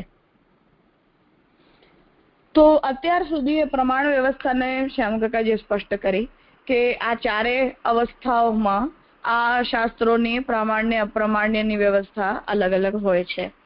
હવે પંચરાત્ર વગેરે આગમ શાસ્ત્રોના શ્રૌત નિગમ શાસ્ત્રોની સાથે તુલનાત્મક स्वरूप प्रामाण्य અને एक वाक्यता ऊपर श्याम काका जी जई रहा है। हमने देखा कि जिस श्रुति और उसके अंगोपांग भूत या उपोद्बलक शास्त्रों की परंपरागत शब्द राशि या जिसे प्रस्तुत आलेख पत्र में निगम पद से विवक्षित माना गया है, वह 3/4 अप्रकट और 1/4 प्रकट तत्व के निरूपणार्थ प्रवृत्त होने वाली अनुभूति, स्मृति, ऊह या उन्हें एक सूत्रित करने को निरंतर प्रवृत्त चिंतनात्मक प्रयत्न के प्रवाह की एक अविच्छिन्न धारा है। तो श्रुति એટલે વેદ અને શ્રુતિના અંગોપાંગભૂત અથવા શ્રુતિના સિદ્ધાંતોને વધારે બલ આપનારા શાસ્ત્રોની પરંપરાગત શબ્દ રાશિ તરીકે સ્મૃતિ, પુરાણ, આગમ તંત્ર વગેરે જે શાસ્ત્રો પ્રકટ થયા છે, અથવા આ આલેખમાં જેને નિગમ પદથી કહેવામાં આવ્યું છે, એનો 3/4 અપ્રકટ અને 1/4 પ્રકટ તત્વના નિરૂપણ માટે પ્રવૃત્ત થવાવાળી અનુભૂતિ, સ્મૃતિ, ઊહ કે આમને એક સૂત્રિત કરવાનો નિરંતર એને એક સૂત્રિત કરવા માટે નિરંતર પ્રવૃત્ત ચિંતનાત્મક પ્રયત્નના પ્રવાહની એક અવિચ્છિન્ન ધારા છે કે જેણે નિરંતર આને બનાવી રાખ્યું છે કે આ રીતે આ શાસ્ત્રો પ્રકટ થતા રહ્યા અને વેદની અંદર જે પણ સિદ્ધાંતોને ભગવાને બતાવ્યા એ બધા જ સિદ્ધાંતો આપણને અલગ અલગ સમયે આટલા रूपों મળતા રહ્યા। उसे कुछ हजार या लाख पृष्ठों के चारों ओर से बंद पोखरे में भरी हुई क्षुद्र जलराशि जैसी क्षुद्र शब्द राशि मानी नहीं जा सकती अनंतावय वेदाः। केम के आने આપણે એવું કહીએ કે વેદ તો 4 છે, એટલે માનો પ્રકાશિત પુસ્તકના રૂપમાં જેમ આપણને વેદ 4 બુક્સના રૂપમાં મળે છે, એ રીતે કોઈ એવું કહે કે આ તો 4 વેદ આટલા છે અને આટલી શબ્દ રાશિમાં સંપૂર્ણ વૈદિક સિદ્ધાંત આવી જાય છે। જો આવું કોઈ માને તો એવું નથી, કેમ કે વેદ આ બધાથી વધીને ઘણું બધું છે। કેમ કે વેદને આપણે આટલા સીમિત દાયરાની અંદર સમાવી નથી શકતા। એ આ બધાથી અનંત, આ બધાથી પર અને આનાથી ઉપર ઘણું બધું છે। એને અહીં સમજાવી રહ્યા છે કે આટલામાં આપણે એને નથી સમાવી શકતા, કેમ કે શાસ્ત્ર પોતે વાતને કહે છે કે વેદ तो अनंत છે। हमने यह भी देखा कि कैसे वैदिक परंपरा में आगम और निगम पद 2 विभिन्न प्रकार के शास्त्रों के बारे में नियततया प्रयुक्त न होने पर भी अशिथिल रूढ़ी के कारण विभिन्न आशयों को प्रकट करते रहे। तो आ आलेखनानी शुरुआतमां ज નિરુક્તકાર, નિઘંટુકારથી લઈને અને શંકરાચાર્યજી વગેરે આચાર્યો એ પણ આ શબ્દોને ઓલવેઝ વેદ, આ શબ્દનો અર્થ અને આના સિવાયની બધી શબ્દ રાશિ માટે કોઈ બીજો અર્થ, એવી ટાઇટલિંગ કે એવા બાયફર્કેશન આપણે ત્યાં કોઈ આચાર્યોએ કે પરંપરાથી થતા નથી આવ્યા। છતાં પણ કોઈ એક એવી રૂઢી આટલા લાંબા સમયમાં પડી ગઈ કે જેના કારણે એક વેદ અને વેદ સિવાય બધા જ શાસ્ત્રો એ રીતે 2 अलग अलग शब्द राशि में આપણે આ શાસ્ત્રોને ઓળખતા સમજતા થઈ ગયા। अतः पांचरात्र तंत्र के बारे में आगम पद का प्रयोग वैदिक परंपरा में आपत्तिजनक हो नहीं सकता। फिर भी वैष्णव आगमों को, वे चाहे वैखानस तंत्र हो या पांचरात्र तंत्र हो, वेद मूलक मानना या वेदाविरोधी अथवा वेद विरुद्ध मानना यह जिज्ञासितव्य रह जाता है। तो आ पॉइंट ऊपर हवे જેટલા પણ આગમ શાસ્ત્રો છે એ બધા જ આગમ શાસ્ત્રોને આપણે વેદ મૂલક માનીએ, વેદથી અવિરોધી માનીએ કે વેદ વિરુદ્ધ માનીએ, આ બધા જ પ્રશ્નો આપણી સામે ઊભા થઈ જાય છે। एतदर्थ आगम ग्रंथों के बारे में श्रुति इत्यादि शास्त्रों के बहिसाक्ष्य और स्वयं आगम ग्रंथों के अंतः साक्ष्य के अवलोकन करने पर सर्वांशेन ज्ञात वेद मूलकता हो या न हो, परंतु वेदाविरोधिता का आरोप तो वेद विरोधिता का आरोप तो कथमपि उपपन्न नहीं होता। એટલે આગમ ગ્રંથોના વિષયમાં શ્રુતિ વગેરે શાસ્ત્રોના બાહરી સાક્ષ્ય અને આ આગમ તંત્ર વગેરે પોતાના માટે પણ જે પણ કહે છે એ બંનેના બેઝિસ પર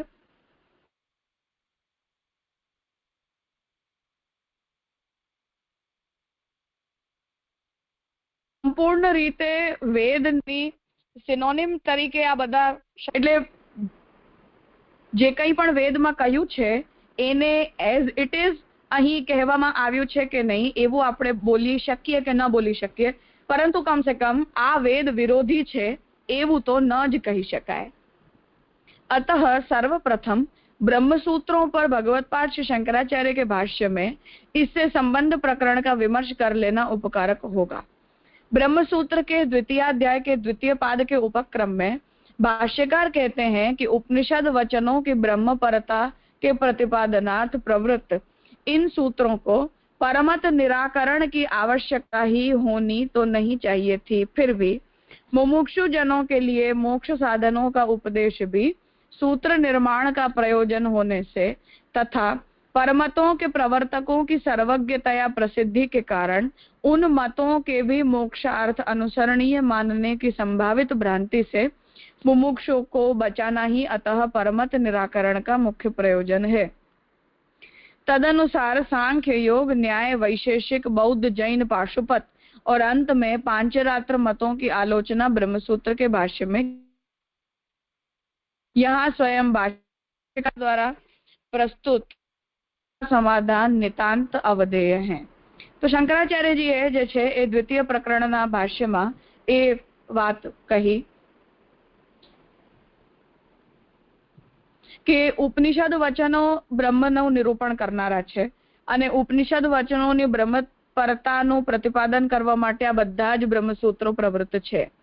એ બ્રહ્મસૂત્રોમાં પરમત નિરાકરણની આવશ્યકતા કેમ પડી? એટલે બ્રહ્મસૂત્રકારે પોતે પણ બ્રહ્મસૂત્રની અંદર અન્ય મતોનું નિવારણ કરનારા સૂત્રો કેમ પ્રકટ કર્યા? એમણે તો કેવલ સીધું સીધું બ્રહ્મનું નિરૂપણ કરનારા વચનો કહેવા જોઈતા હતા।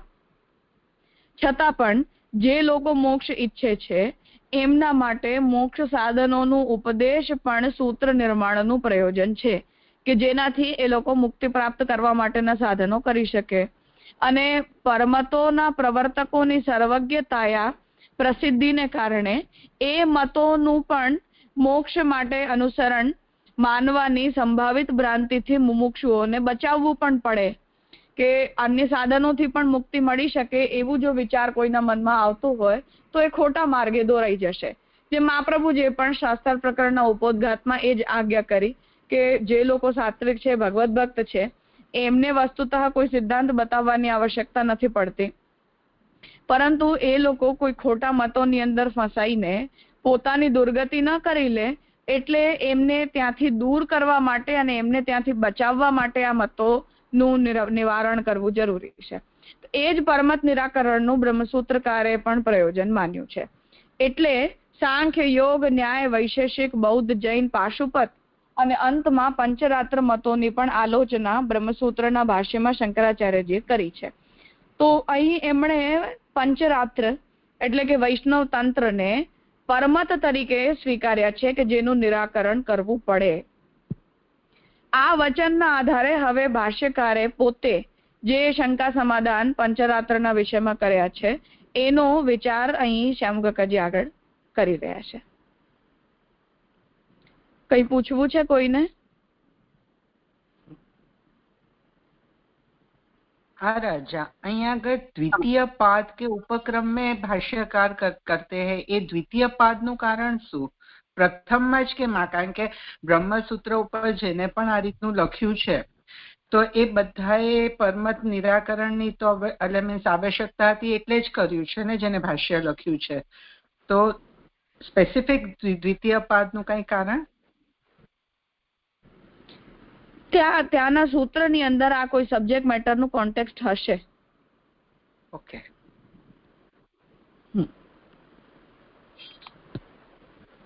99% તો સ્મૃતિશ્ચ સૂત્ર છે જ્યાં સ્મૃતિઓને પ્રમાણ તરીકે હા તો એના ભાષ્યમાં 99% આ વાત હોવી જોઈએ। નહીં, એટલે મારો ક્વેશ્ચન એ હતો કે જ્યારે ભાષ્ય લખ્યું છે શંકરાચાર્યજીએ તો ઇન્ટેન્શન એ જ હતો ને કે જ્યારે ભાષ્ય લખે છે તો પરમત નિરાકરણ માટે, તો બ્રહ્મ જિજ્ઞાસાની પણ જ્યારે વાત થાય છે તો એમાં પણ એમને તો બીજા પરમતનું નિરાકરણ કર્યું જ છે ને। તો હા, ચોક્કસ કર્યું। હા, એટલે સ્મૃતિ એટલે સ્મૃતિના રેફરન્સથી આપ કહો છો તો કદાચ એવું હોઈ શકે એમ. હા, એ તો ત્યાં એ સૂત્રની અંદર એ સબ્જેક્ટ આવે કોન્ટેક્સ્ટમાં તો ત્યાં એનું નિરાકરણ થાય, એવું જ હોવું જોઈએ. ઓકે ઓકે, જી રાજા. રાજા પ્રણામ. અહીંયા ઉપર લખ્યું છે ને કે चतुर्थांश प्रगट तत्व के निरूपणार्थ प्रवृत्ति होने वाली अनुभूति स्मृति उहु. तो स्मृति के अंदर उहु करने का के એ શું છે ઉહુ ત્યાં આગળ છે એનાથી શું લેવાનું છે? એટલે આ બધા જ શાસ્ત્રો જે ઋષિમુનિઓએ પ્રકટ કર્યા છે એ મૂળ શાસ્ત્રના તાત્પર્યને સમજાવવા માટે કરેલા છે, એટલે ઉહ શબ્દનો ઉપયોગ કરે. એટલે તાત્પર્ય શબ્દ લેવાનો ને એમ સમજવું હોય તો ઉહ માટે. હા બિલકુલ. હા રાજા પ્રણામ.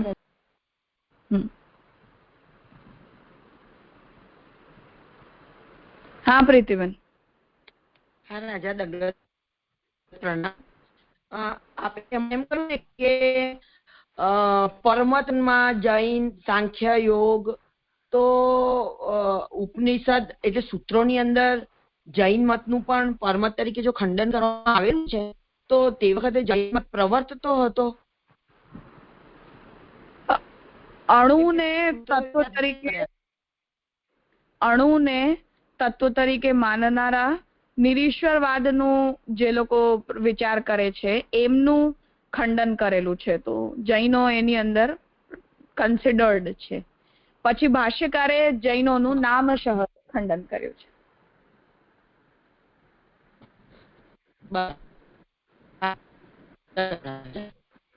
હા.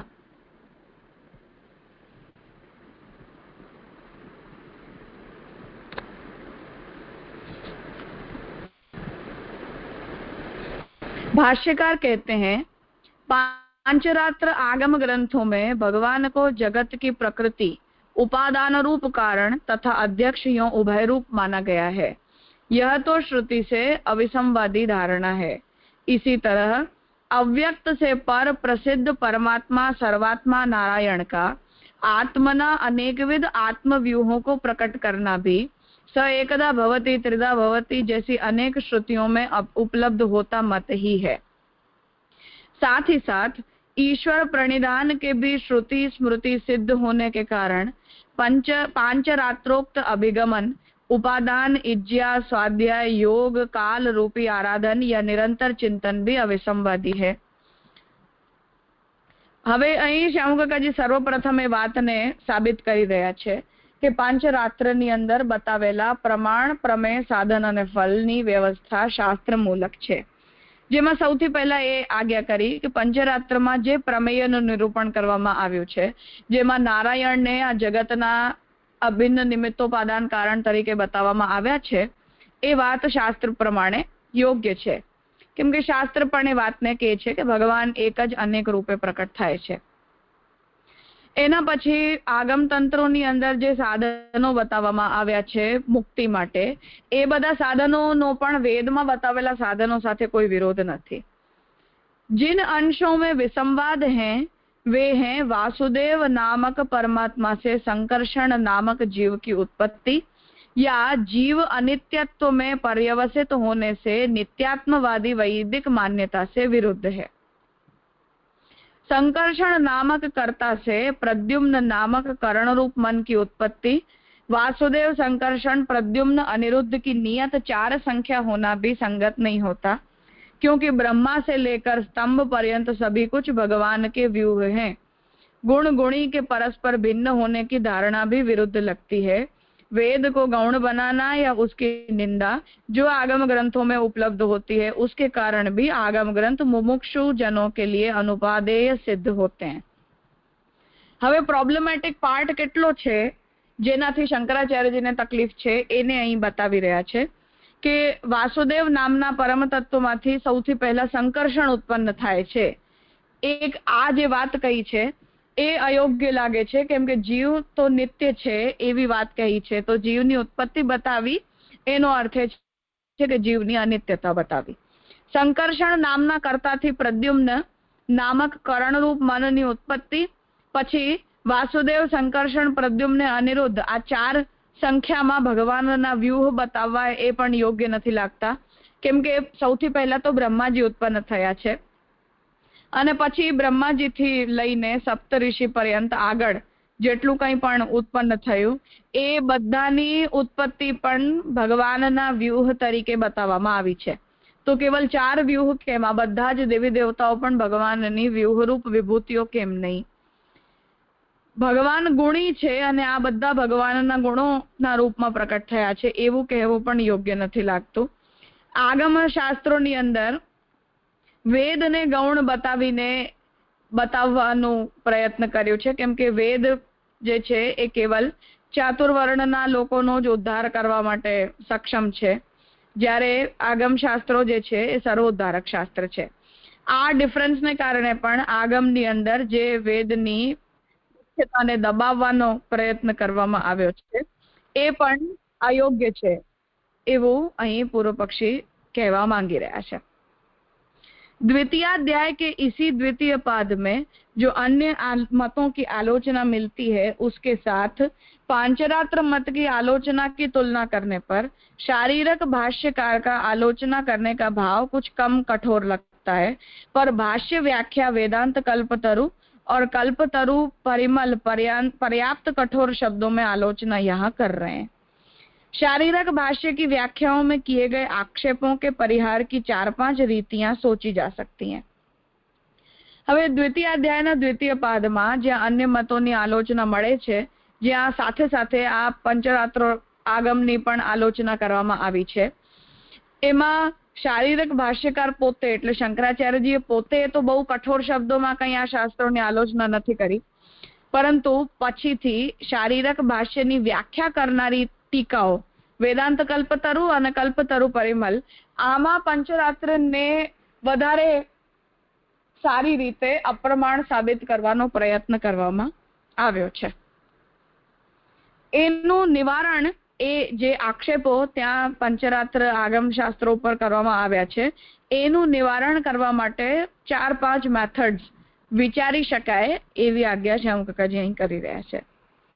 यतिराज श्री रामानुजाचार्य निर्दिष्ट इन सूत्रों के श्री भाष्य में प्रथम 2 सूत्रों को पांचरात्र आगम पर आक्षेप परक मानकर अवशिष्ट 2 सूत्रों को परिहार परक स्वीकारने से ही वेदादि शास्त्रों से विरुद्धता का परिहार स्वयं सूत्रकार द्वारा साध लेने की विचार रीति.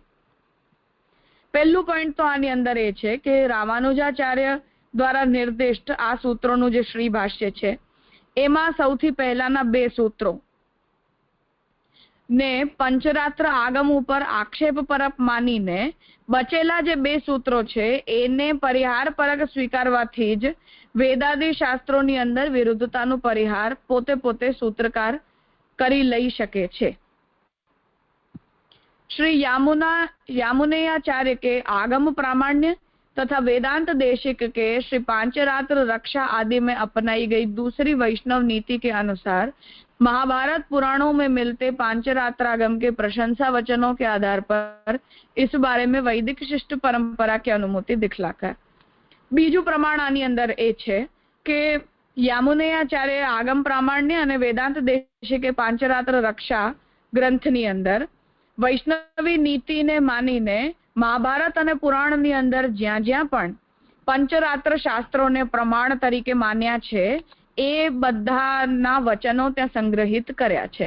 તો જો મહાભારતની અંદર પંચરાત્રને પ્રમાણ તરીકે સ્વીકાર્યા હોય અથવા પુરાણોની અંદર પણ એ પંચરાત્રને સ્વીકારવામાં આવ્યા હોય તો એનો અર્થ એ છે કે વેદની આટલી લાંબી પરંપરામાં તો આ શાસ્ત્રોને પ્રમાણ તરીકે ઋષિમુનિઓએ પણ શાસ્ત્રકારોએ પણ સ્વીકાર્યા જ છે. અને જો સ્વીકાર્યા છે તો એનો સીધો તાત્પર્ય એ છે કે જો આ આપત્તિ જે શંકરાચાર્યજીને અહીં ઊભી થઈ રહી છે એ આપત્તિ જો એ સમયે પણ લોકોને હોત તો મહાભારતમાં અને પુરાણમાં આ વૈષ્ણવ આગમ તંત્ર શાસ્ત્રોને પ્રમાણ તરીકે કેમ સ્વીકારાયા છે અથવા એમનો ઉલ્લેખ કેમ કરવામાં આવ્યો છે.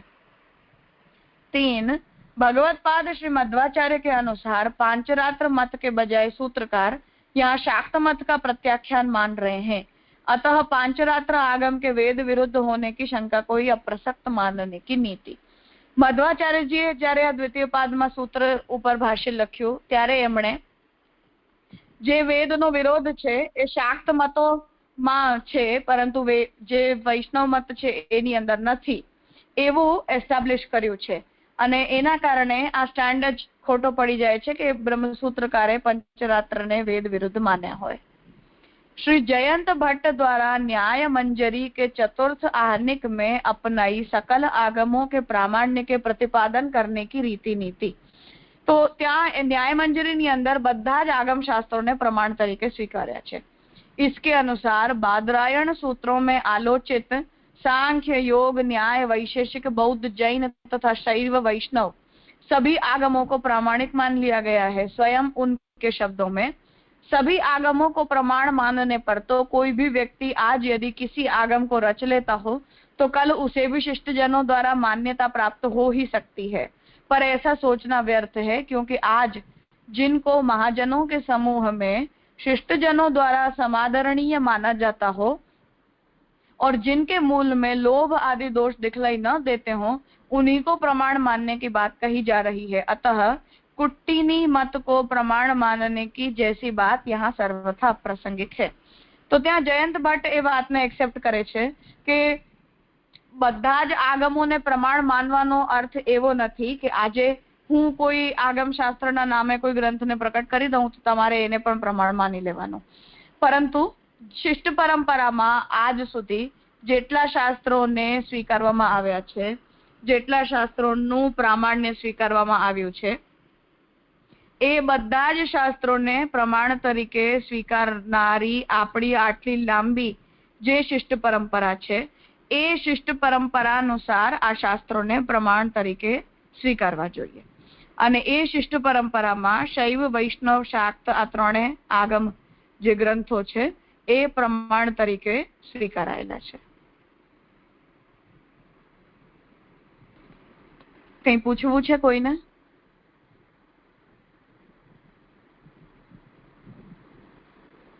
રાજા, જે પંચરાત્રમાં નારાયણ કીધું એ જ આપણા ભાગવતજીની અંદર જે પ્રથમ પુરુષ છે એ જ એને કોરિલેટ કરવાના ને? હા, બિલકુલ. ઓકે રાજા.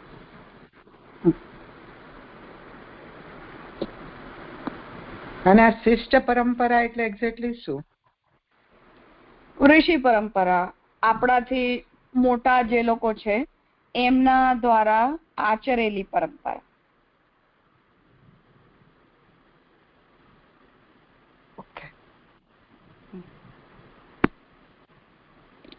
એટલે તાત્પર્ય એ કે નવા નવેલા આજે અચાનક માનો ફોર એક્ઝામ્પલ આપણા માટે શંકરાચાર્યજી જૂના જ છે આચાર્ય તરીકે કે એમણે આટલા વર્ષો પહેલા કોઈ કોઈ સિદ્ધાંતોને કહ્યા છે, પરંતુ શંકરાચાર્યજીની પણ પૂર્વની જે ઋષિ પરંપરા છે જેમના માટે શંકરાચાર્યજી પૂરા નવા કહેવાય, આધુનિક કહેવાય, એ શિષ્ટ પરંપરામાં જો કંઈ માનવામાં આવ્યું હોય તો શંકરાચાર્યજીથી પહેલાનું છે, અને જો એ શંકરાચાર્યજીથી પહેલાનું છે તો એને કેમ શંકરાચાર્યજીએ કન્સિડર ન કર્યું, એ સેન્સમાં આ વાત કહેવાય છે.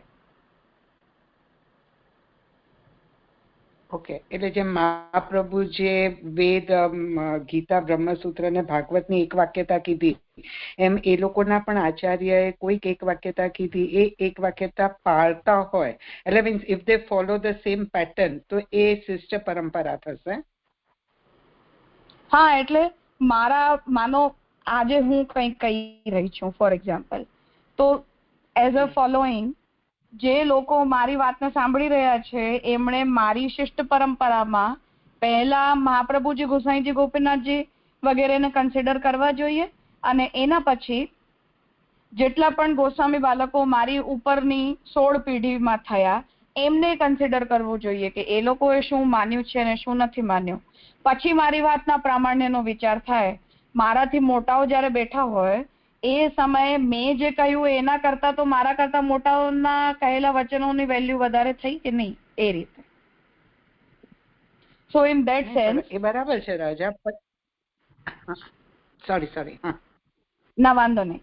તો તાત્પર્ય અહીં એ છે કે શંકરાચાર્યજીએ જો એવું કહ્યું કે પંચરાત્રમાંનો અપ્રમાણ છે, કે પંચરાત્રની અંદર જે કહેવામાં આવ્યું છે એને હું નથી માનતો.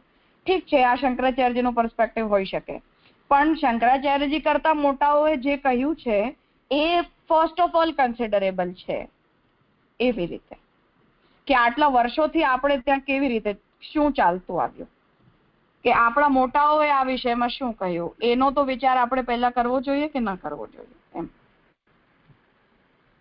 હા રાજા, પણ જે આપે હમણાં સમજાવ્યું ને કે આપથી જે બધા મોટા છે એટલે મહાપ્રભુજી, ગુસાઈજી, ગોપીનાથ, એ તો બરાબર જ છે, પણ એ પછી જે 16 પેઢીના પણ, તો એ પણ મહાપ્રભુજીના વચન સાથે સુસંગત, એટલે એક વાક્યતા એમની બેસતી હોય તો જ એ લોકોની વાત માનાય ને, નહીં તો ન માની શકાય ને. એ મારો પ્રશ્ન. હા, ઓબ્વિયસલી એ તો કોઈ પ્રશ્ન જ નથી.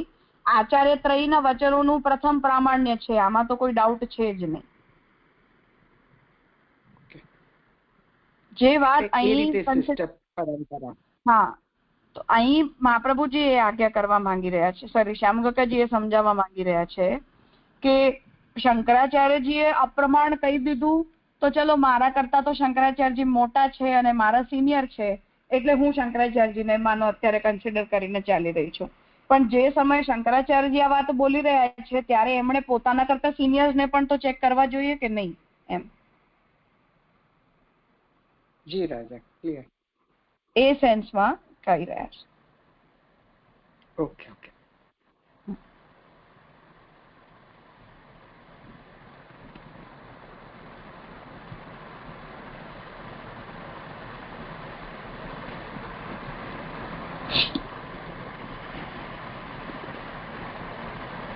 महाप्रभु श्री वल्लभाचार्य को अभिमत 4 तलों वाली प्रामाण्य व्यवस्था, जिसमें प्रथम तल पर पांचरात्र को प्रमाण नहीं माना गया, परंतु द्वितीय तल वैदिक शिष्टजनों द्वारा मान्य होने के रूप में प्रमाणतया स्वीकारा ही गया है. तो द्वितीय लेवल ऊपर महाप्रभु जी रामायण, महाभारत, पंचरात्र, पुराण, स्मृति वगैरह બધા જ શાસ્ત્રોને પ્રમાણ તરીકે સ્વીકારી રહ્યા છે. કેમ કે એ શિષ્ટ પરંપરામાં આ બધા જ શાસ્ત્રો वेदनी परंपरा में आवे छे. इनमें समाधान की एक वैष्णवी रीति है, दूसरी नैयायिक श्री जयंत भट्ट की विचार नीति है. इनका विस्तार पूर्वक अवगाहन तो उन्हीं के ग्रंथों के अवलोकन द्वारा किया जाना उचित होगा. महाप्रभु श्री वल्लभाचार्य द्वारा अपनाई गई समाधान पद्धति में पूर्व निर्दिष्ट प्रमाण व्यवस्था के 4 तलों को दृष्टिगत रखने पर इन दोनों समाधान रीतियों के साथ ऐकमत्य सुखेन सोचा जा सकता है. એટલે મહાપ્રભુજીનો સ્ટેન્ડ એની અંદર અગેન જેમ સ્મૃતિઓ માટે એ છે કે સ્મૃતિ ઘણી બધી વેદમૂલિકા છે, ઘણી બધી આચાર મૂલિકા છે, કે જે ઋષિએ પોતાના દેશકાલમાં જે પણ પ્રકારનો આચાર જોયો એ આચારને જોઈને એમણે પોતાના શાસ્ત્રની અંદર એ પ્રકારના નિયમો बताव्या, जेना विरोध अविरोधने बतावता महाप्रभुजीए ते आज्ञा करी के कोई एक शास्त्रनी अंदर 4 वर्ण माटे अलग अलग दिवसोमां सूतक पाडवानी आज्ञा छे અને કોઈ એક સ્મૃતિની અંદર 4 વર્ણના લોકો માટે 10 દિવસનું આશૌચ છે.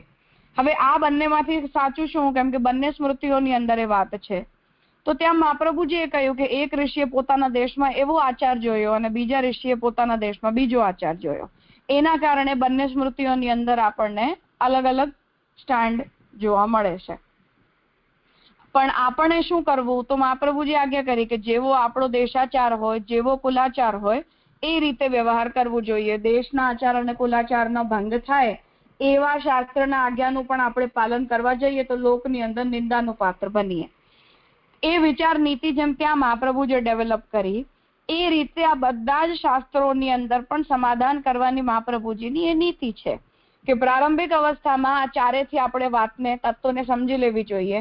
પછી આ તત્વોના રિયલાઇઝેશન માટેના સાધનોમાં, ફલોમાં એની પ્રમેય રૂપતાની અંદર પરસ્પર જેટલા પણ અલગ અલગ મતો છે કે જેટલી પણ વિચાર નીતિઓ છે એ બધી જ વિચાર નીતિઓને આપણે આ રીતે કન્સિડર કરી લેવી જોઈએ.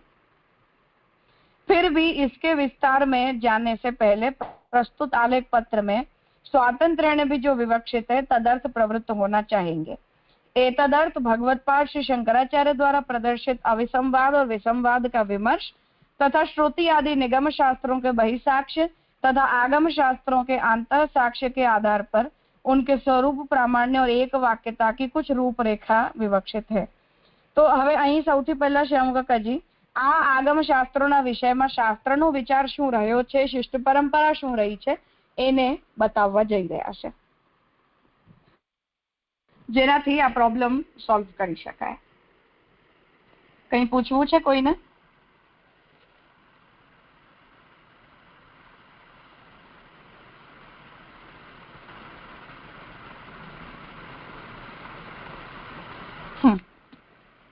पांचरात्र आदि आगम शास्त्रों का श्रौत निगम शास्त्रों के साथ तुलनात्मक स्वरूप प्रामाण्य और एक वाक्यता की सामान्य रूपरेखा. भाष्यकार कहते हैं, पांचरात्र आगम ग्रंथों में भगवान को जगत की प्रकृति रूप, कारण तथा अध्यक्ष यों उभय रूप मानना तो श्रुति से अविसंवादी धारणा है.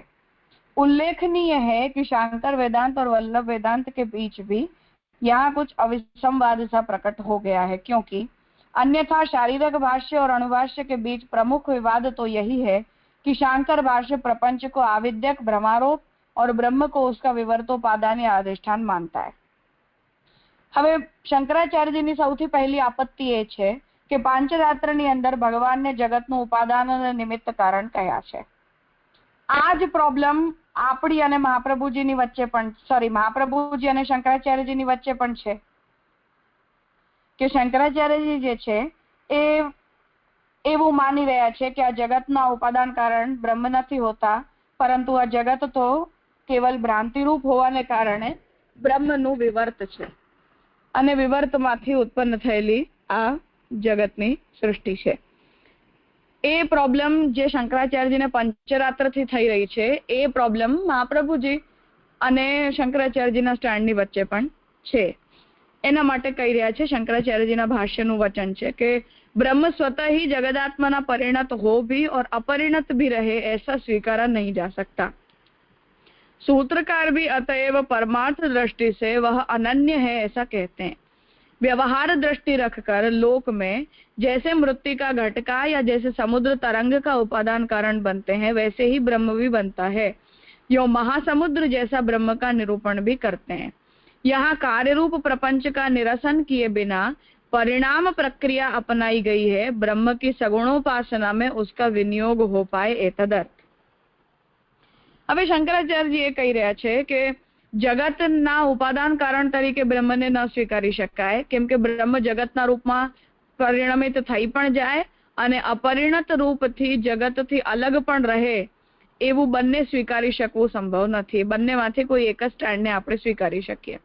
વ્યવહાર દ્રષ્ટિ જો રાખવી હોય આપણને, પારમાર્થિકી દ્રષ્ટિ નહીં, વ્યાવહારિકી દ્રષ્ટિ રાખવી હોય તો લોકમાં જેમ માટીમાંથી ઘડો બનાવવામાં આવે અથવા સમુદ્રની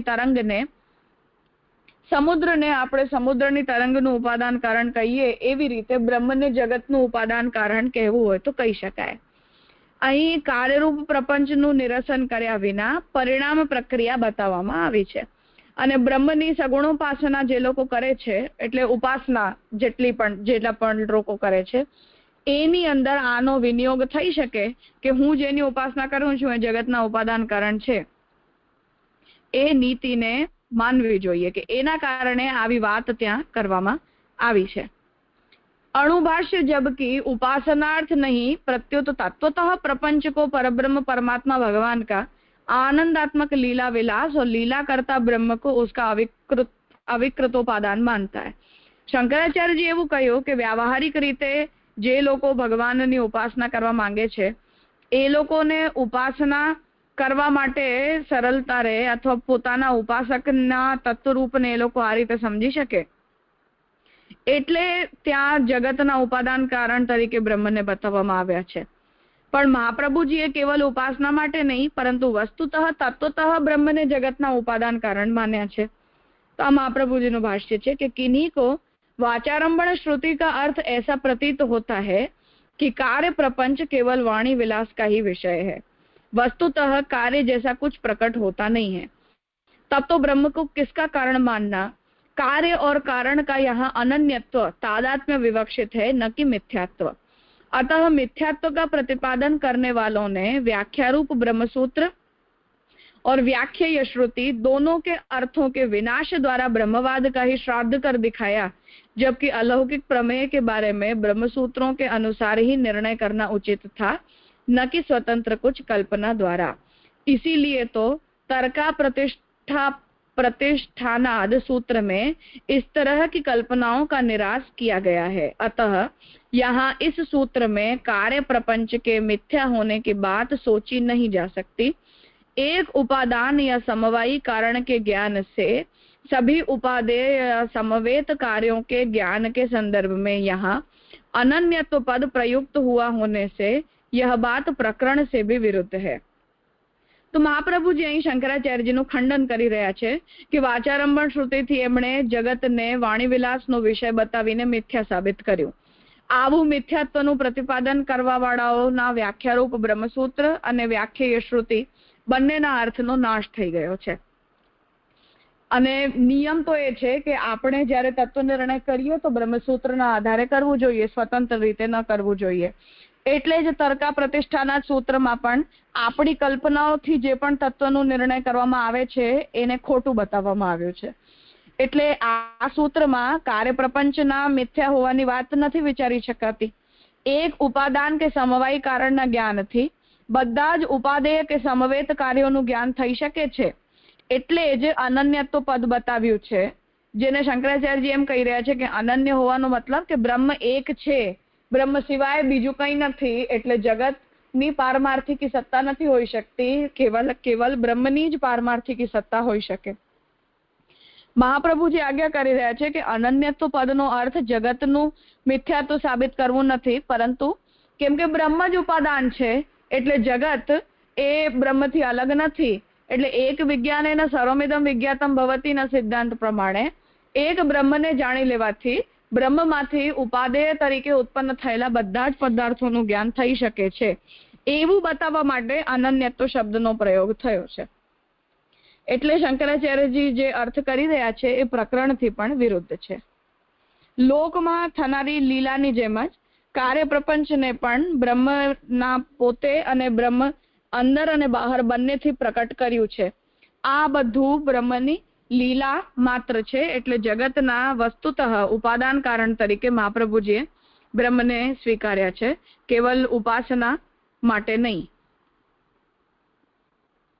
अब इस अनन्यत्व रूप एक पद से अभिप्रेत अर्थ के बारे में इतनी विसम्मति रखने वाले दोनों भाष्यों में यहाँ जो कुछ एक मति सी प्रकट हुई वह केवल समान भाषा ही है, पर भाव कुछ अलग है क्या? अथवा श्रुति सूत्रों में अभिप्रेत लगते उपासनोपयुक्त व्यावहारिक अभिप्राय से पंचरात्रागम को भी एकमत मनवाना क्या शारीरिक भाष्य को विवक्षित है? अथवा पांचरात्रागम में श्रुत्य विरोध संपादन द्वारा उसके प्रामाण्य के रक्षणार्थ यह कोई मंद प्रयास है क्या? હવે અનન્યત્વ આ એક શબ્દના ઉપર મહાપ્રભુજી અને શંકરાચાર્યજી બંનેના સ્ટેન્ડ અલગ અલગ છે, પણ આ બંનેની વચ્ચે શું કોઈ એકમતિ પ્રકટ થઈ રહી છે? અથવા શ્રુતિ અને સૂત્રોની અંદર જે પણ અભિપ્રેત અર્થ છે કે ઉપાસના માટે વ્યવહારિક અભિપ્રાયથી પંચરાત્રાગમને એકમત માની લેવા જોઈએ, શું એવું શંકરાચાર્યજી માનશે? કે જેમ વ્યાવહારિક સત્તા તરીકે એમણે એવું કહ્યું કે વ્યાવહારિક રૂપે ઉપાસના માર્ગને ચલાવવા માટે બ્રહ્મને ઉપાદાન કારણ તરીકે માની શકાય છે, શું એવી રીતે પંચરાત્રાગમોની પણ વ્યાવહારિક પ્રામાણ્ય શંકરાચાર્યજી માનવા માંગી રહ્યા છે? અથવા પાંચરાત્ર આગમોમાં શ્રુતિથી વિરોધ છે એવું કહીને એના પ્રામાણ્યની રક્ષા કરવાનો શું કોઈ આ પ્રયાસ છે? इनमें प्रामाण्य रक्षण भाष्यकार को अभीष्ट माने तो भाष्य पर की प्रटीका प्रप्रटीका रूपी वेदांत कल्पतरु और कल्पतरु परिमल उद्भाष्य व्याख्यान सिद्ध होंगे। शंकराचार्य जी हवे जो आनी व्यावहारिकी सत्ता मानीने व्यावहारिक रूपे पंचरात्रागमो प्रमाण होय छे एवं जो मानवा मांगता होय तो एमनी भाष्य ઉપર લખનારા ટીકા અને ટીકા ઉપર લખનારા ટીકાઓના વચનો ખોટા સાબિત થશે। क्योंकि वेदांत कल्पतरु में वेद सिद्ध परमेश्वर सर्वज्ञ वासुदेव द्वारा प्रणीत होने पर भी 5 रात्रागमों को पुराणोक्त प्रमाण के अवलंबन द्वारा व्यामोहक शास्त्र माना गया है। केम के वेदांत कल्पतरुकार एक है कि आ बधा शास्त्रों सर्वथा अप्रमाण है, पंचरात्र अप्रमाण है। इसी तरह कल्पतरु परिमल में भी यह विचारा गया है कि यदि 5 रात्र आगम वेद मूलक स्मृति हो तो उपजीव्य विरुद्ध होने के कारण वे अप्रमाण ही ठहरेंगे। ત્યાં પણ એ વાત કહેવામાં આવી છે કે આ વેદમૂલક સ્મૃતિ હોય તો પણ પોતાના ઉપજીવ્યથી એટલે વેદથી વિરુદ્ધ હોવાને કારણે પંચરાત્રને પ્રમાણ ન માનવા જોઈએ, અથવા वेद अमूलक और वेद विरुद्ध दोनों होने पर तो साक्षात नारायण के द्वारा भी उपदिष्ट क्यों न हो तो भी बुद्ध वचन की तरह व्यामोहक ही इन्हें मानने पड़ेंगे।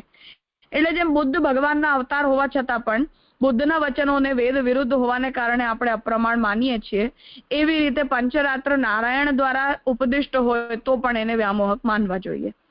इस शास्त्र को वेद की एकायन शाखा मानना भी अनुचित है, क्योंकि वैदिक स्वाध्याय में एकायन शास्त्र का उल्लेख मिलने पर भी किसी एकायन शाखा का उल्लेख कहीं मिलता नहीं है।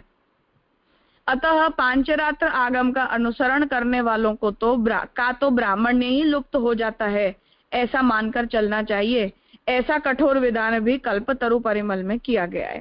तो ત્યાં તો આને સર્વથા અપ્રમાણ જ बतावવામાં આવ્યું છે અને એનું સર્વથા ખંડન જ કરવામાં આવ્યું છે કે એનું અનુસરણ કરી જ ન શકાય।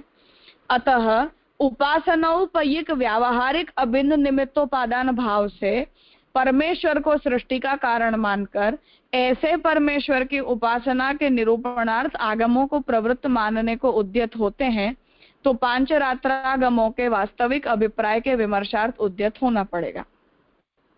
હવે જો શંકરાચાર્યજીના મત પ્રમાણે એવું સ્ટેન્ડ આપણે લઈએ કે આ જેમ ઉપાસના માર્ગની વ્યાવહારિકી સત્તા છે અને ઉપાસના માર્ગનો જે ઉપયોગ છે એ કેવલ આપણા વ્યવહારને જ સિદ્ધ કરવા માટે છે, એ જ રીતે ઉપાસનાની પ્રક્રિયા બતાવનારા આ પંચરાત્ર શાસ્ત્રોને પણ આપણે કેવલ જે છે એ व्यावहारिकी सत्ताમાં उपयोगी છે, व्यावहारिकी આપણી ઉપાસનાની પ્રક્રિયાની અંદર જ એનો ઉપયોગ છે એવું કહીને એમના પ્રામાણ્યનો વિચાર કરવો જોઈએ, એવું એક પક્ષ અહીં ડેવલપ થઈ રહ્યું છે। કંઈ પૂછવું છે કોઈને? હા રાજા, રાજા શંકરાચાર્યજી જે છે એ જો ઉપનિષદને માને છે તો અહીંયા એક વસ્તુમાં આપણે મીન્સ ઘણી બધી જગ્યાએ ભાગત્યાગ લક્ષણા કરે છે કે એતદ આત્મા ઇદમ સર્વમાં જ તત્વમસી એમ માને છે, કારણ કે ઉપનિષદની અંદર તો બધી જગ્યાએ એમાં આવે છે કે તસ્માદ એકાકી ન રમતે સ્વદ્વિતીયમ ઈચ્છત, તો એ બધામાં પણ એ ભાગત્યાગ લક્ષણા કરવા માંગી રહ્યા છે કે એક જ જગ્યાએ જ્યાં શ્વેતકેતુને બોધ આપી રહ્યા છે ત્યાં જે તત્વમસી અહમ બ્રહ્માસ્મિ માની રહ્યા છે? નહીં, શંકરાચાર્યજીનો તો ઓવરઓલ સ્ટેન્ડ આ જ છે સંપૂર્ણ વેદના મતને લઈને।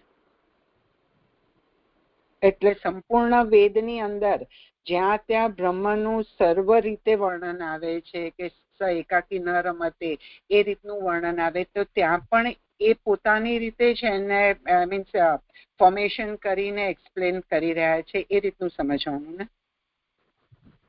હા બિલકુલ, કારણ કે પૂર્ણમદ પૂર્ણમિદમ જે આવે પહેલો શ્લોક આવે તો ત્યાં પણ એમ આવે છે કે બ્રહ્મ જ પૂર્ણ છે, બ્રહ્મ જ બધું બન્યા છે, તો ત્યાં પણ I mean you know everywhere he has to take his path away from જે હકીકતમાં વેદ શું કહી રહ્યા છે એવું થશે ને એક્સપ્લેનેશન। જેમ એ બુદ્ધ માટે કહી રહ્યા છે તો એમના માટે પણ સેમ એક્સપ્લેનેશન આવશે ને? હા બિલકુલ। ઓકે રાજ, શંકરાચાર્યજીનો ઓવરઓલ જ સ્ટેન્ડ આ છે, કેમ કે એમણે ભલે તત્વમસી વગેરેમાં વધારે પર્ટિક્યુલરલી આ વાતને કહી હોય, પરંતુ આખા વેદમાં પણ સગુણ બ્રહ્મ નિરૂપક શાસ્ત્ર અને નિર્ગુણ બ્રહ્મ નિરૂપક વચનો આ બંનેની અંદર તો ટોટલ ડિફરન્સ કર્યું જ છે અને એ ડિફરન્સિએશનના બેઝિસ પર એમણે જેટલા પણ વેદના વચનો છે એને પણ આ બે પાર્ટમાં અલગ અલગ સોર્ટ કરી દીધા છે. સો એઝ પર હિમ તો એ બધું આ એક જ કેટેગરીમાં જશે. એટલે જ્યાં જ્યાં એમને વેદના વચનો એમના વિચારોથી કે એમના ઓલાથી અલગ લાગે તો ત્યાં એમને એમનું ફોર્મેશન એ રીતે કરી કાઢ્યું છે, રાઈટ? હા બિલકુલ, આ બધું સગુણ બ્રહ્મ નિરૂપક છે એવું કહીને એને નેગેટ કરી દીધું. ઓકે. બીજું કોઈ? राजा एकायन शास्त्र का उल्लेख मिलने पर भी एकायन शाखा का उल्लेख मिलता नहीं है, तो एकायन शास्त्र અને એકાયન શાખા એ બેમાં ડિફરન્સ થોડું. એટલે ઘણા લોકોએ આ ઉપાસનાના પ્રકારને સાબિત કરવા માટે એવું કહ્યું છે કે એ વેદમાં કેમ કે ગ્લોરીફાઈ તો કર્મ અને જ્ઞાન જ થાય છે, ઉપાસના નથી થતી. એટલે ઘણા બધા લોકો એને એ રીતે સમજાવે છે કે આ રીતની એક વેદની શાખા હતી જે પાછળથી આગમ શાસ્ત્રો કહેવાઈ ગઈ. વસ્તુતઃ એ વેદનો પાર્ટ છે.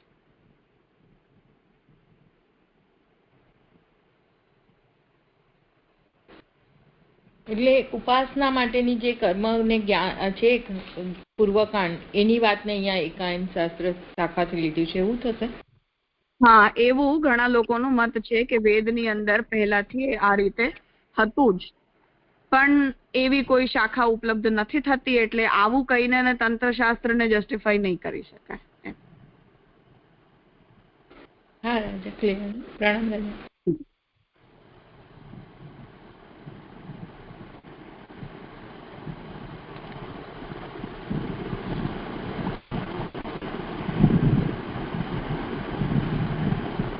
ઠીક છે, તો આજે અહીં રાખીએ. આગળ સબ્જેક્ટ બદલાઈ રહ્યો છે. તંત્ર શાસ્ત્રનું જે સબ્જેક્ટ મેટર છે એને શ્યામુ કાકાજી આના પ્રામાણ્યના સંદર્ભમાં ડિસ્કસ કરશે, તો એને નેક્સ્ટ ક્લાસમાં કન્ટિન્યુ કરીશું.